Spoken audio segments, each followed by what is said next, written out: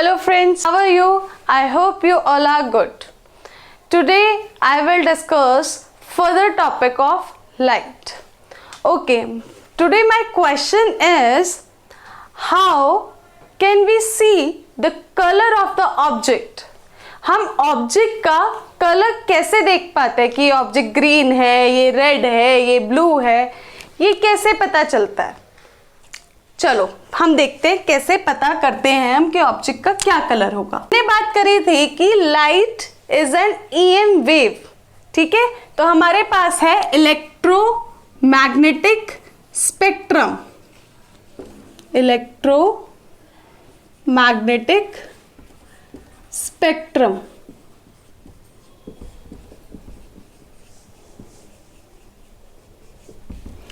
Electromagnetic spectrum के अंदर 7 waves होती हैं। कौन कौन सी? Radio wave, microwave,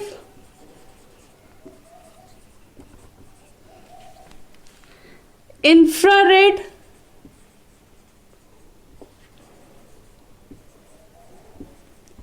visible light,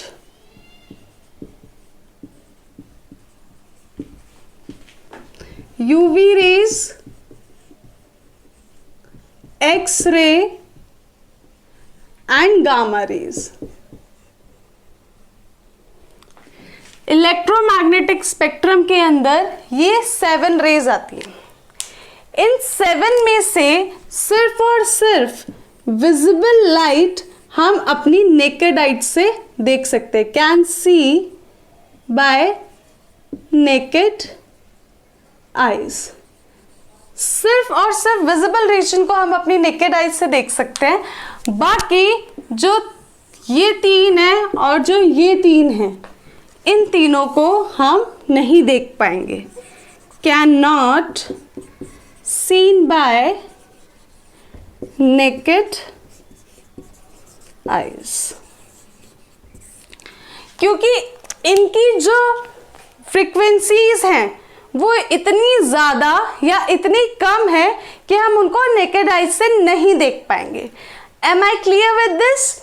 अभी हम विजिबल रीजन को पढ़ते हैं कि विजिबल लाइट में क्या होता है, कैसे कलर्स ऑब्टेन होते हैं। ओके,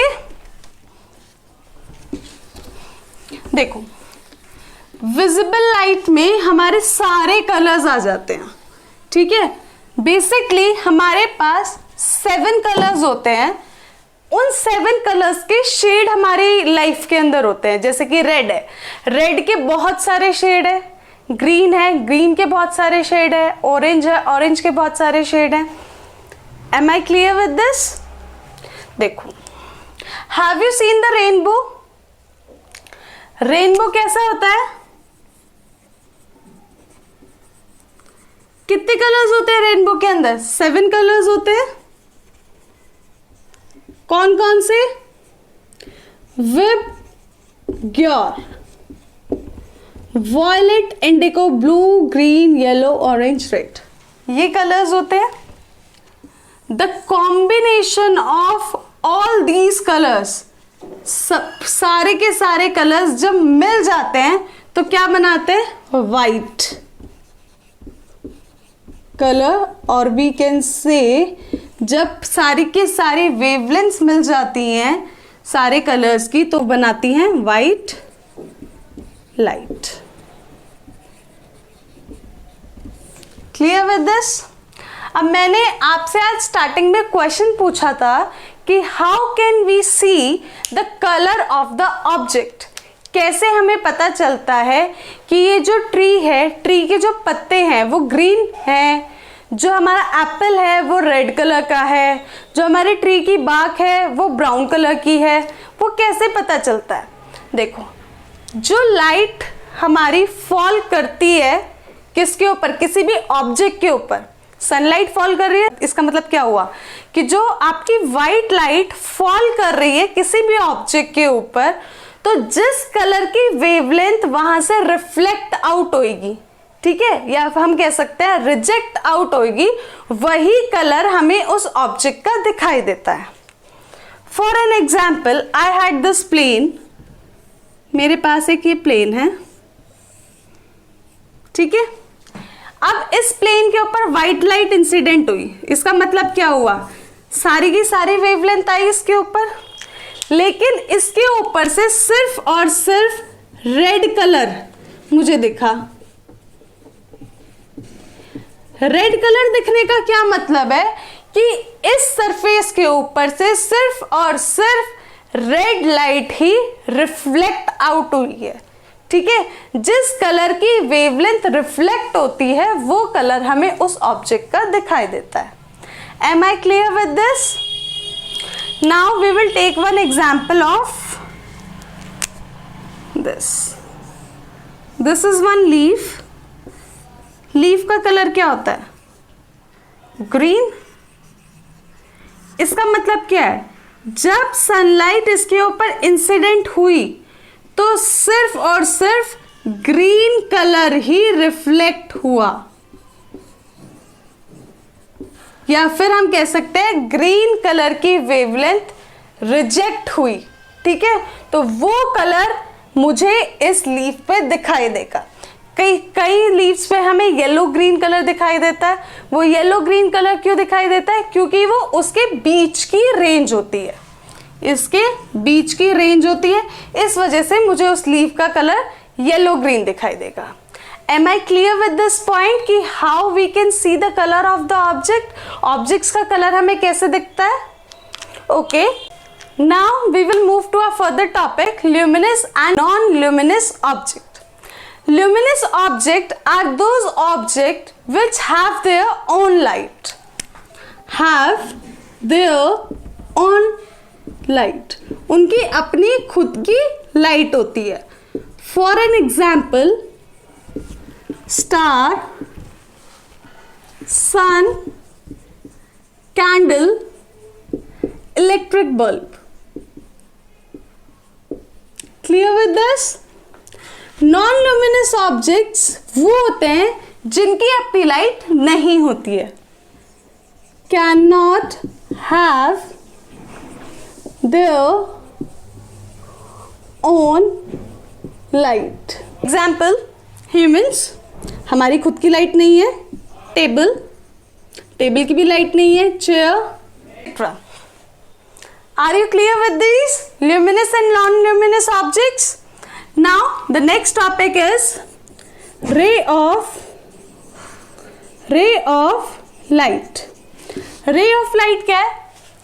हमें सबको पता है कि लाइट एक स्ट्रेट लाइन में मूव करती है, तो जो सिंगल स्ट्रोक है, जो सिंगल लाइन है, वो कैसे होगी, from this point two this.